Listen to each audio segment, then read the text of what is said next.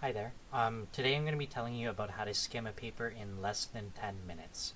First of all, why should you listen to me? Now, you might be a student who has an assignment or somebody who's just looking for papers to read, and you need to gather all of these papers, right, and write about it.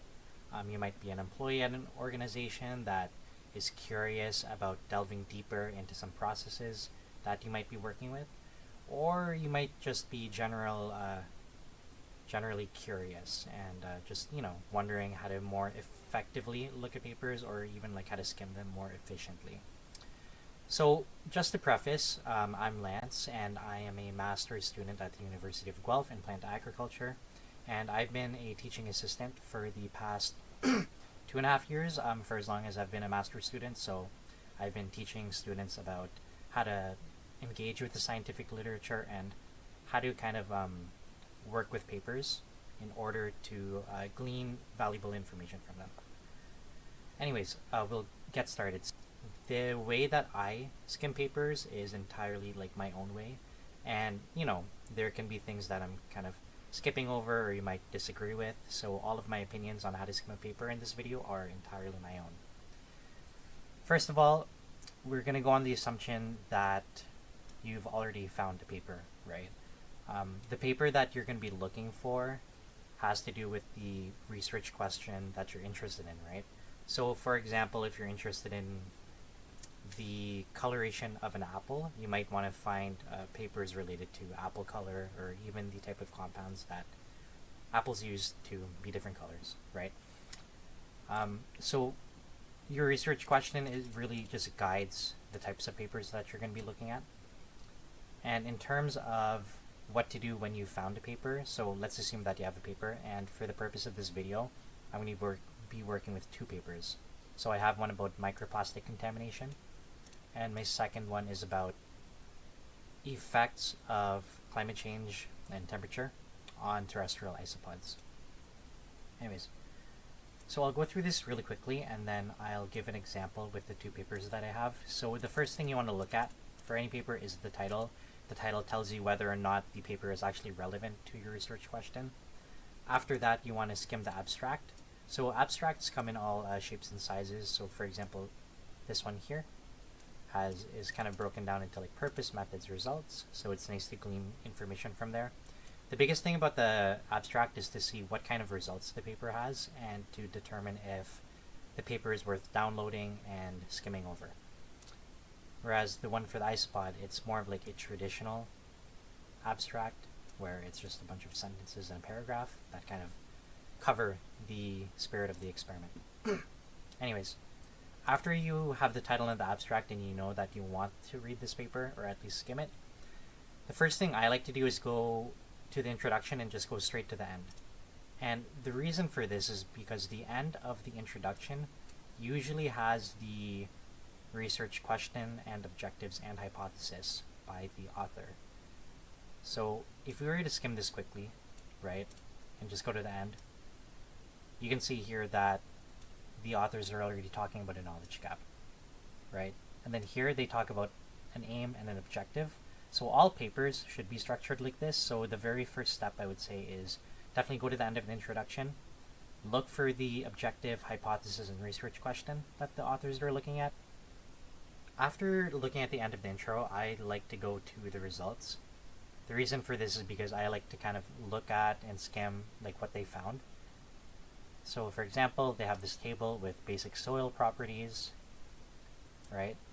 And then they're talking about, oh, like these are the different things happening there, right? Inside of the soil.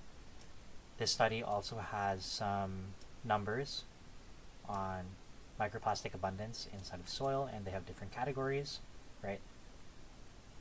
And then they have pictures of microplastics of different sizes and types. And then they have a distribution of microplastics in the soils that they studied, right, as these stacked bar columns. And then more things about identifying microplastics that they have. And then some things about the spectra of the plastic so that they can identify what they're made of. And then some more pictures. Anyways, yeah. So based off a cursory skim of the results, we can tell that the paper, and I'm just gonna write it into here. The paper is related to like microplastics, obviously, right? They quantify and identify microplastic types, and they also have things about the number of microplastics inside the soil. So the reason why skimming over the results and in the figures and tables is important is because you kind of want to make your own kind of idea of what the paper is about before you do a deep dive in the paper. So this is part of the skimming process, just looking at what results the paper has and seeing whether or not it's relevant to your study or assignment or what you're interested in, right? So after you kind of look over the results, you can go straight to the methods.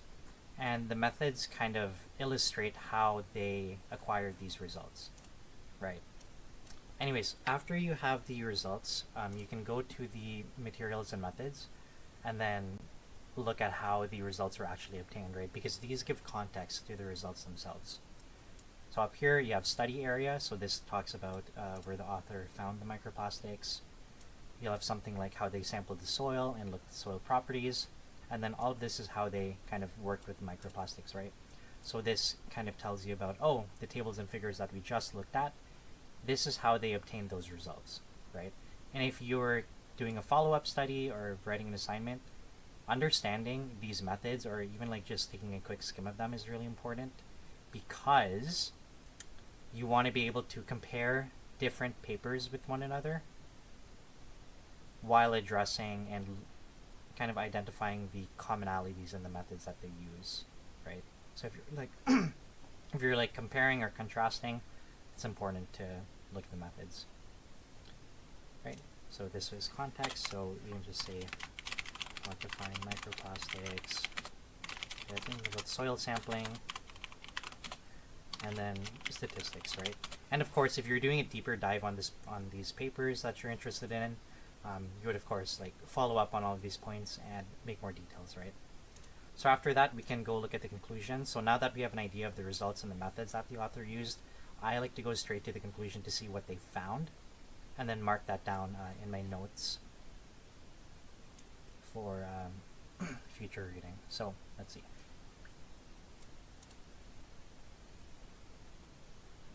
Okay, so it seems like the authors concluded that yes, there are microplastics in garden soils in the area of interest.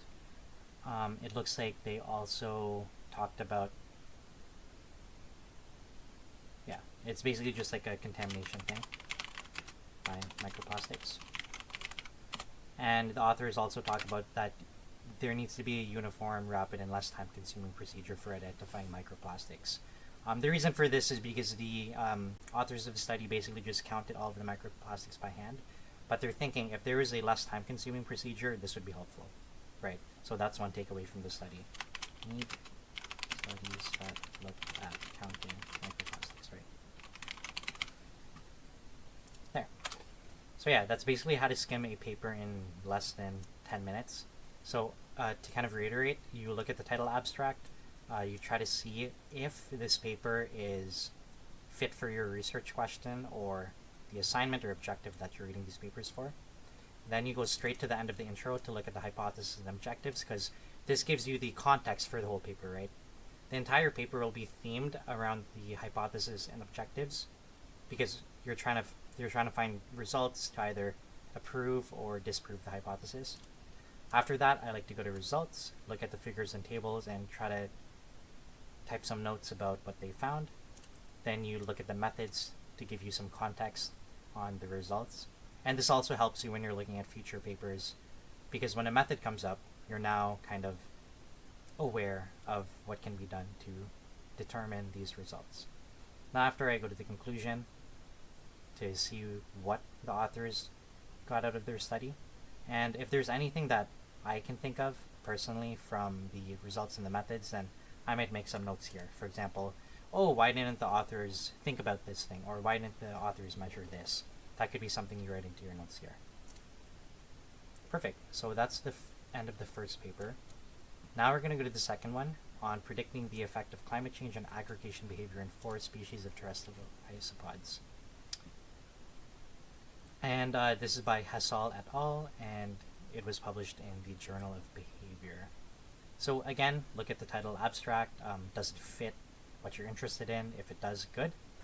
After that, let's go to the end of the intro. So here, we use these species in a novel laboratory experimental protocol to test the following hypotheses, right? So you want to take note of the hypotheses that the author has. So aggregation behavior, just like a general kind of quick note.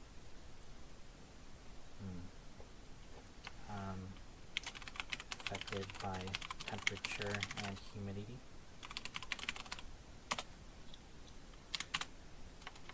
And then, yeah, different adaptations.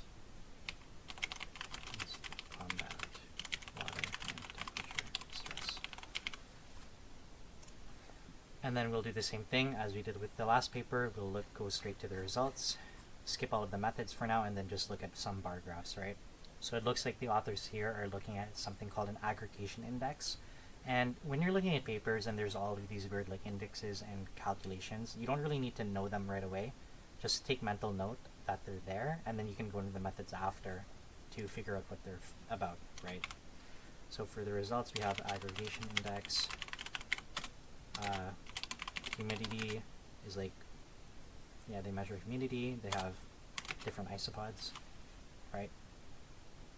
And it looks like they aggregate more when humidity is low. So aggregate more when humidity is low. Right. Some more stuff. Aggregation index again. They aggregate more when temperatures are colder. Or not aggregate more, what's it called? Yeah, the aggregation index is higher, so they would aggregate less at lower temperatures, I believe, based off of this, right? 10 degrees Celsius and 20.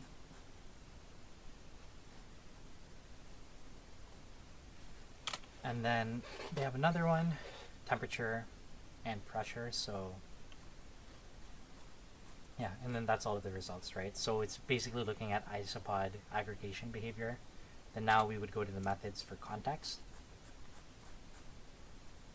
For example, here, right? Here they talk about where they got the isopods from, how they kept them, so the conditions, and then this is the experiment, right here. So they talk about how they did the experiment and how they conducted that. They have the different types of experiments with the treatments. Anyways, yeah, so once you have a look at the methods, right, you kind of get context for what they're doing. So here they talk about where isopods were from, the conditions lived in.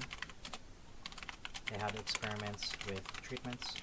And then you can like type in what the treatments are. You can even copy and paste it, right, into your notepad. Saves time. And then they did some calculations, right? And then they talk about the stats, right? After that, we can go to the conclusion. You can read the whole conclusion if you want. I usually just like skim it and look for important things. Anyways, yeah, after you look at the conclusion, I won't read this whole thing in this video because I don't want to bore you, but you want to be able to look at what the authors got from their study and the results and any future directions that they have, whether or not they're addressing any limitations, and you want to write that in your notes too, right? But hopefully this video can help you be able to skim papers much faster, because I found that personally when I do research and look at papers, I'm usually looking at like dozens and dozens of papers every single day, and I don't have the time to read all of them right in depth, because in order to read papers in depth you need a few hours. So I would say just for skimming things and getting a quick snapshot of a specific discipline, using this method really helps, where you start off with the title and the abstract to identify the papers that you have or that you're interested in, and if they fit the bill, you can skip to the end of the intro and then look at the hypothesis and objectives, because that is what the whole research paper is themed on. After that, go to the results, make your own conclusions about the figures and tables and what they found, make a mental note of what they found. After that, you go to the methods to obtain a context for the results. And then once you look at the methods and identify how they did things, then you can go to the conclusion in order to look at the main findings of the paper and the findings that the authors have brought up at the end of their discussion or conclusion.